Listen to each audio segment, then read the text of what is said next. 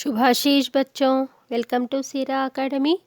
आज हम पढ़ेंगे 7वीं कक्षा का पाठ बाल महाभारत।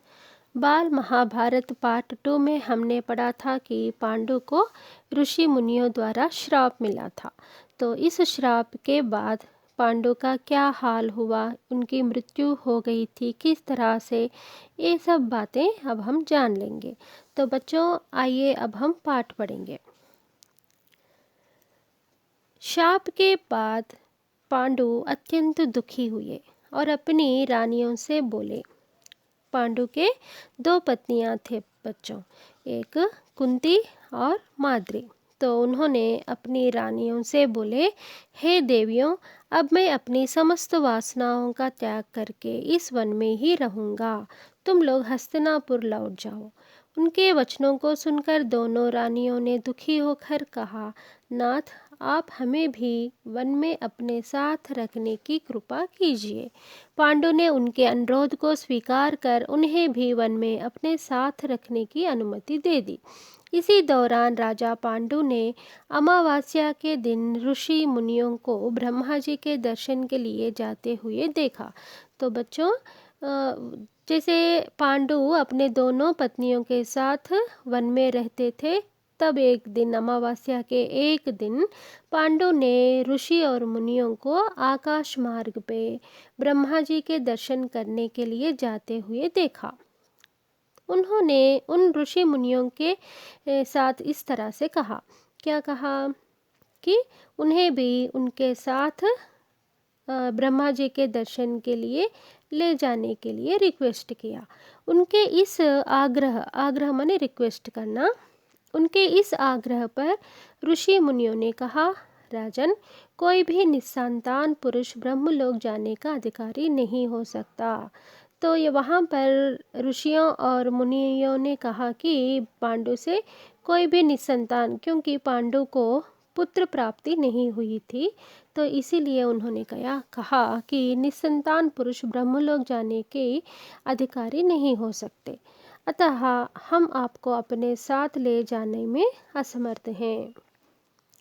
ऋषि मुनियों की बात सुनकर पांडु अपनी पत्नी से बोले, हे कुंती, मेरा जन्म लेना ही वृथा हो रहा है, क्योंकि संतानहीन व्यक्ति पितृ ऋण, ऋषि ऋण, देव ऋण तथा मनुष्य ऋण से मुक्ति नहीं पा सकता। क्या तुम पुत्र प्राप्ति के लिए मेरी सहायता कर सकती हो?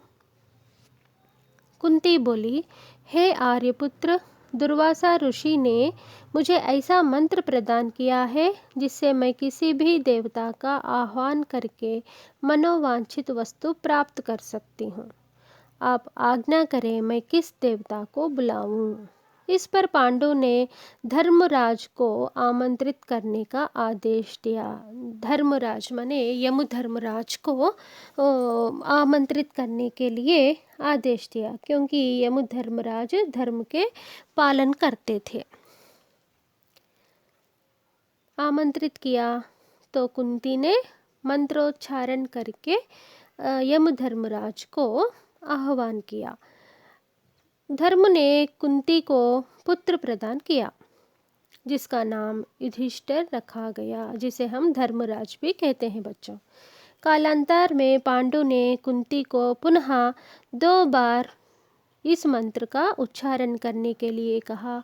एक बार वायुदेव को आमंत्रित करके उन्होंने भीमपुत्र की प्राप्ति की, तो तीसरी बार इंद्रदेव को आमंत्रित करके अर्जुन की उत्पत्ति हो गई थी। माने वायुदेव तथा इंद्रदेव को आमंत्रित करने की आज्ञा दी किसने? पांडु ने। तो तब वायुदेव से भीम तथा इंद्र से अर्जुन की उत्पत्ति हुई। तत्पश्चात पांडु की आज्ञा से कुंती ने माद्री को उस मंत्र की दीक्षा दी। माद्री ने अश्विनी कुमारों को आमंत्रित किया। अश्विनी कुमारों मतलब अश्विनी जिसका अर्थ होता है घोड़ा। अश्विनी कुमारों को आमंत्रित किया और नकुल तथा सहदेव का जन्म हुआ। किंतु पांडु महाराज को श्राप का परिणाम भुगतना पड़ा और जल्द ही उनकी मृत्यु हो गई। माद्री उनके साथ सती हो गई। अब पांडु की मृत्यु हो जाने के बाद उनके साथ साथ माद्री भी आग में पांडु के मृतदेह के साथ उन्होंने भी अपना देह को अग्नि को आहुति कर दिया।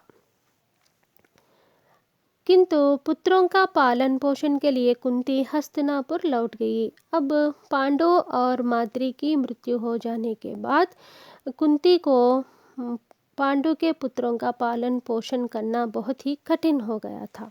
वो चाहती थी कि वो अपने पुत्रों के साथ हस्तिनापुर लौट जाए, लेकिन हस्तिनापुर लौट जाने के बाद हस्तिनापुर में जो रहने वाले थे वो लोग पांडवों को पांडु के पुत्र नहीं मानते थे। तो इसीलिए उन्होंने कुंती ने क्या किया, ऋषि और मुनियों को साथ लेकर हस्तिनापुर लौट गई। और हस्तिनापुर जाने के बाद ऋषि और मुनियों ने हस्तिनापुर के लोगों से कहा कि ये पांडव पांडु के ही पुत्र हैं।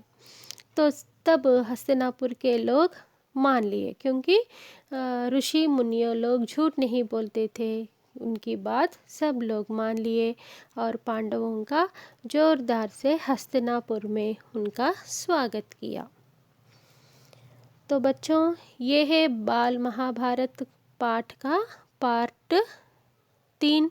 नेक्स्ट वीडियो में नए पाठ के अंश के साथ आएंगे। तब तक के लिए धन्यवाद।